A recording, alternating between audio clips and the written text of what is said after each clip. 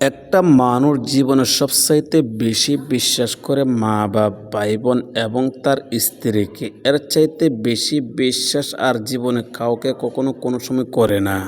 এই পাঁচটা মানুষকে এরকমভাবে একটা মানুষে বিশ্বাস করে মনে করে যে তাদের চাইতে আপন এই পৃথিবীতে আর কেউ নাই। এই পাঁচজনের মধ্যে সবচাইতে বেশি বিশ্বাস করে একজনকে, আর সে একজন হচ্ছে তার নিজের স্ত্রী। নিজের স্ত্রীকে এতটাই বিশ্বাস করে শেষ পর্যন্ত গিয়ে দেখা যায় আর অন্য কাউকে এতটুকু বিশ্বাস করে না। বিয়ের আগ পর্যন্ত একটা মানুষের মা বাবাকে খুব বিশ্বাস করে, যখন সে ব্যক্তিরা বিয়ে করে ফেলে তখন কিন্তু মা বাবাকে আর এতটুকু বিশ্বাস করে না, বিশ্বাস করে তার স্ত্রীকে।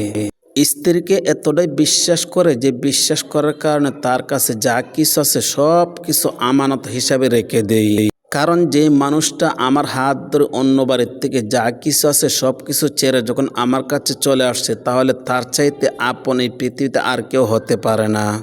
এরকম আপন মনে করে যার কারণে তার নামে ব্যাংক ব্যালেন্স টাকা পয়সা সব কিছু কিন্তু রেখে দেই। কারণ যে মানুষটা মা বাবা আত্মীয় স্বজন সব কিছু ছেড়ে শূন্য পকেটে যখন একটা মানুষের পাশে এসে দাঁড়ায়, তাহলে ভাই তার চাইতে আপন আর কেউ আছে, এরকমটাই কিন্তু অনেক মানুষই মনে করে।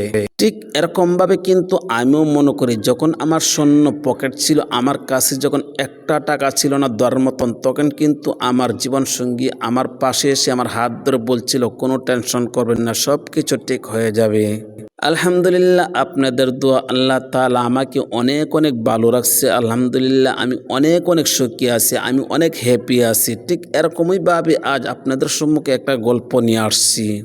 একটা মানুষ প্রবাসে থাকে, দীর্ঘদিন পর্যন্ত প্রবাসে থাকলেন, প্রবাস থেকে দেশে আসলেন, আসার পর ওই মানুষটা বিয়ে করলেন। প্রবাসে থাকা অবস্থায় কিন্তু ওই মানুষটা তার মা বাবার কাছে টাকা পয়সা পাঠাইছেন, বেশ অনেক টাকা পয়সা। 5 বছর পর্যন্ত টাকা পয়সা পাঠাইছে। 5 বছর পরে যখন দেশে আসলেন তখন মা বাবা তাকে বিয়ে করালেন। বিয়ে করার পরে সে কিছুদিন দেশে থাকলেন, দেশে থাকার পরে আবারও চলে যায় প্রবাসে। যখন প্রবাসে গিয়েছে, প্রবাসে যাওয়ার পরে আবার কিছুদিন মা বাবার কাছে টাকা পাঠিয়েছে। মা বাবার কাছে যখন টাকা পাঠিয়েছে তখন তার ভিতরে একটা চিন্তা ভাবনা করলেন, যেহেতু আমি বিয়ে শাদী করছি, আমার একটা ভবিষ্যৎ আছে, আমি একটু টাকা পয়সা সঞ্চয় করার জন্য চেষ্টা করি। তখন ওই ব্যক্তিরা বিদেশে থাকা অবস্থায় স্ত্রীকে বললেন যে, হ্যাঁ প্রিয়তমা, তোমাকে আমি অনেক মহব্বত করি, অনেক ভালোবাসি, তুমি এখন আমার সব কিছু। আমি তো টাকা পয়সা বেশ মোটামুটি অনেকগুলো মা বাবার কাছে পাঠিয়েছি, এখন তুমি একটা কাজ করো, আমাদের ভবিষ্যৎ আছে, আমাদের যেহেতু ভবিষ্যৎ আছে, আমাদের কিছু সঞ্চয় করা দরকার।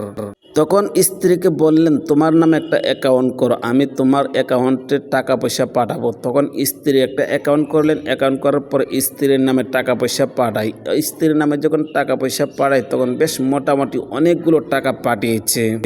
স্ত্রীর নামে যখন টাকা পয়সা পাঠিয়েছে তখন স্ত্রী কী করলেন, ওই টাকা দিয়ে সেরা নিজের নামে একটা বাড়ি কিনলেন। নিজের নামে এত সুন্দর করে একটা বাড়ি করলেন, যেই বাড়িটা দেখার পরে মানুষের মন জুড়াবে।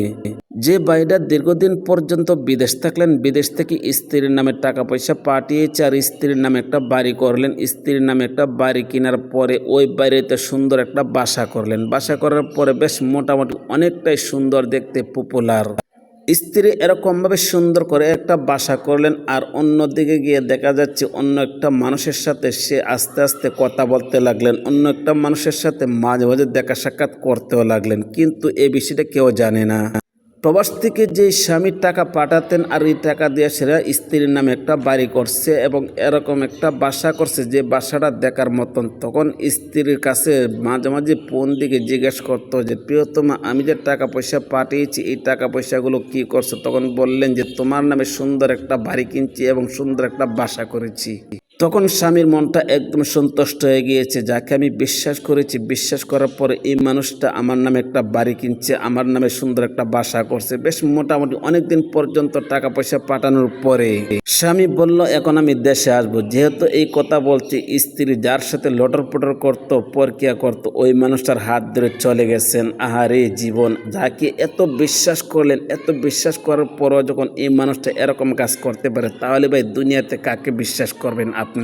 এই গল্পটা শেয়ার করছেন প্রবাসী এক ভাই। যদি আপনার জীবনে এরকম কোনো গল্প থাকে তাহলে আমাদের সাথে শেয়ার করতে পারেন ইমেল, হোয়াটসঅ্যাপ, ইমো এবং মেসেঞ্জারের মাধ্যমে। কারণ নিত্য নতুন এরকম গল্প পেতে চ্যানেলটা সাবস্ক্রাইব করেন, আইডিটা ফলো করে রাখেন।